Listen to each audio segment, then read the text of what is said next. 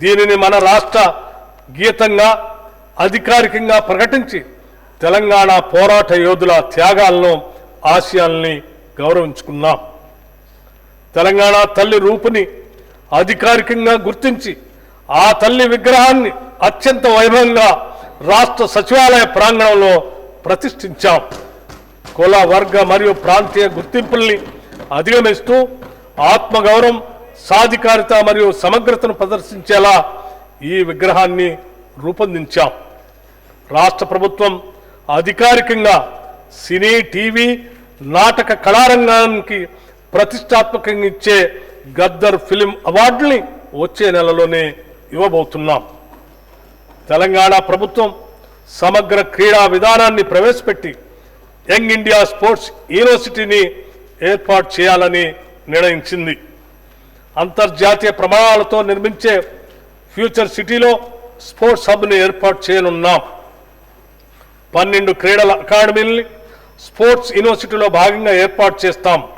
అంతర్జాతీయ స్థాయి అధునాతన మౌలిక సదుపాయాలతో పాటు ఈ స్పోర్ట్స్ హబ్లో sports science centre, sports medicine సెంటర్లు కూడా అందుబాటులోకి రానున్నాయి.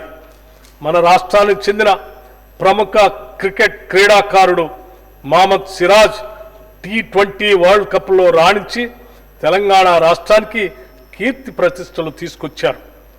వారిని రాష్ట్ర ప్రభుత్వం సత్కరిస్తూ డిఎస్పీ ఉద్యోగంతో పాటు జూబ్లీహిల్స్లో 600 చదరపు గజాల ఇంటి స్థలాన్ని కేటాయించింది. ఇక ఇస్తాంబుల్లో జరిగిన మహిళల ప్రపంచ బాక్సింగ్లో వరల్డ్ ఛాంపియన్షిప్ సాధించిన నిఖిత్ జరీన్ని మన ప్రభుత్వం డిఎస్పీగా నియమిస్తూ ఉత్తర్వులు జారీ చేసింది.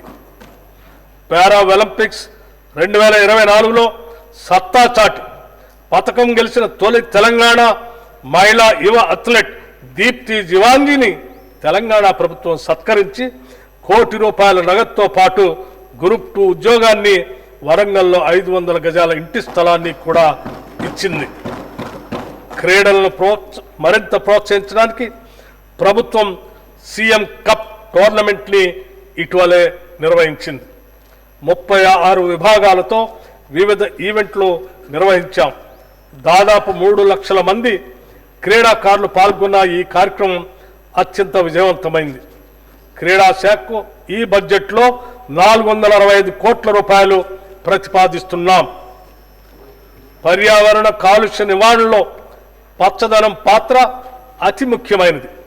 రాష్ట్రంలో 20 కోట్ల మొక్కలు నాటాలని అతి భారీ లక్ష్యంతో వజ్రోత్సవం, వన మహోత్సవం కార్యక్రమాన్ని మా ప్రభుత్వం చేపట్టింది. ఇప్పటి వరకు 18.71 కోట్ల మొక్కలు నాటడం జరిగింది. కవ్వాల్ టైగర్ రిజర్వ్ భాగంలో ఉన్న 2 గ్రామాల ప్రజలకు పునరావాసం కూడా కల్పించాం. తెలంగాణ అటవీ అభివృద్ధి సంస్థ ఆధ్వర్యంలో అమరాబాద్లో అటవీ అతిథి గృహాల అభివృద్ధి, సఫారీ సేవలు, ట్రెక్కింగ్ మార్గాలు, సోమశిల వద్ద బోటింగ్ మరియు క్యారవాన్ క్యాంపింగ్ సదుపాయాల కల్పన చేపట్టాం. భవిష్యత్తులో రాష్ట్ర వ్యాప్తంగా 18 ప్రాంతాలను ఎకో టూరిజం కేంద్రాలుగా పర్యావరణ హితం, వన్యప్రాణుల సంరక్షణ నిబంధనల మేరకు అభివృద్ధి చేస్తాం. తెలంగాణ అటవీ విస్తరణం ప్రస్తుతం 24.05% నుంచి 33% వరకు పెంచేలా జాతీయ అటవీ విధాన లక్ష్యాలకు అనుగుణంగా ప్రభుత్వం చర్యలు తీసుకుంటుంది.